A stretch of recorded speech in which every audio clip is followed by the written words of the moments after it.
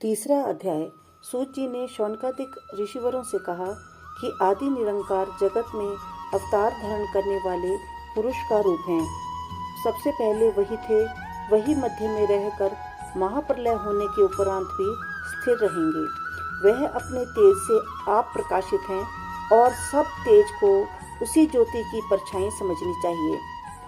जब महाप्रलय होने के उपरांत उसी आदि निरंकार ज्योति नारायण जी को संसार रचने की इच्छा होती है, तब वह अपनी माया संयुक्त पुरुष का अवतार लेकर शेषनाग की छाती पर शयन करते हैं। उन्हीं को विराट रूप कहा जाता है, जिनके 1000 सिर, 1000 नाक, 1000 कान और 1000 चरण होते हैं। उनकी नाभि से कमल का फूल निकलता है और उस फूल से ब्रह्मा जी उत्पन्न होकर 14 लोक की रचना करते हैं। उन्हीं को सब अवतारों का हेतु समझना चाहिए। उस पार ब्रह्म परमेश्वर के अवतारों का हाल इस तरह है। पहला अवतार सनक सनंदन सनातन सनत कुमार का धारण करके सदा 5 वर्ष की अवस्था ब्रह्मचारी रहे। दूसरा अवतार वराह जी का लेकर पाताल से पृथ्वी को लाए। तीसरा अवतार यज्ञ पुरुष का चतुर्भुजी रूप धारण करके सब राजाओं को यज्ञ करने की राह बतलाई। चौथा हयग्रीव अवतार शरीर आदमी का, सिर घोड़े का धारण करके ब्रह्मा को वेद पढ़ाया। पांचवा अवतार नर नारायण का लेकर बद्री केदार के वास्ते राह दिखलाने तपस्या के संसारी जीवों को तप करते हैं।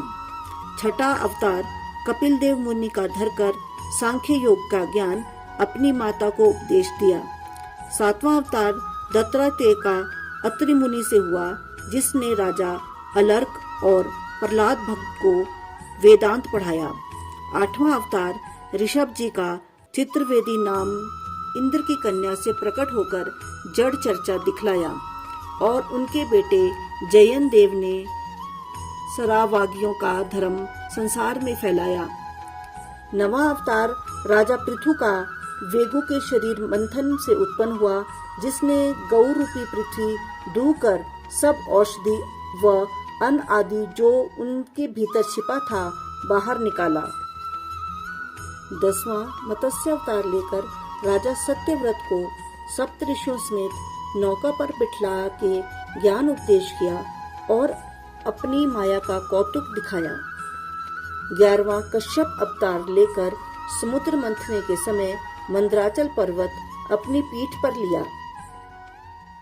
12वां अवतार धन्वंतरी का एक कलसा अमृत का हाथ में लिए समुद्र से बाहर निकले।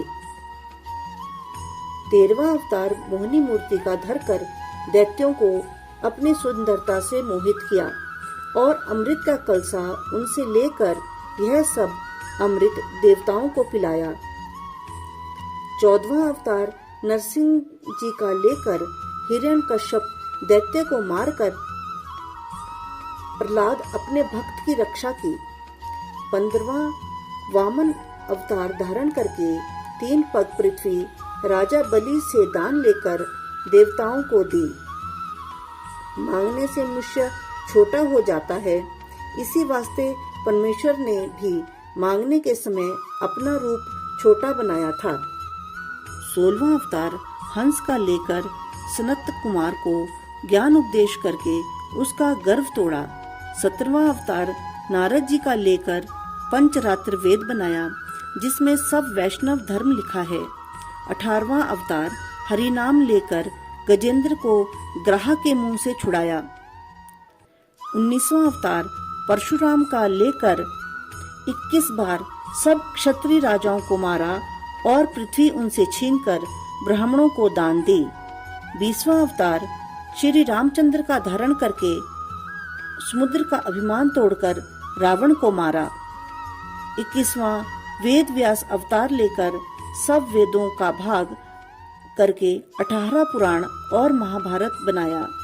22वां श्री कृष्ण का अवतार धारण करके कंस और काल, यवन और जरासंध आदि अधर्मी राजाओं को मारा और पृथ्वी का बोझ उतारा।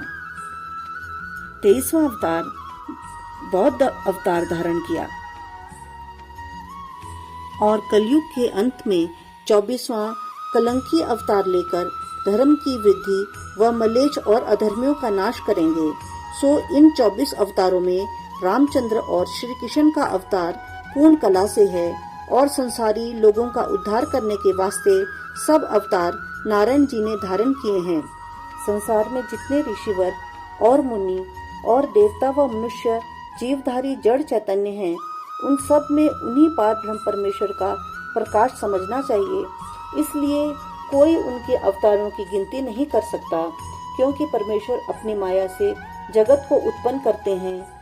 श्रीमद्भागवत में सब वेदों का सार और परमेश्वर की लीला का वर्णन है, जिससे कि सभी संसारी मनुष्य भव सागर से पार उतर जाएं।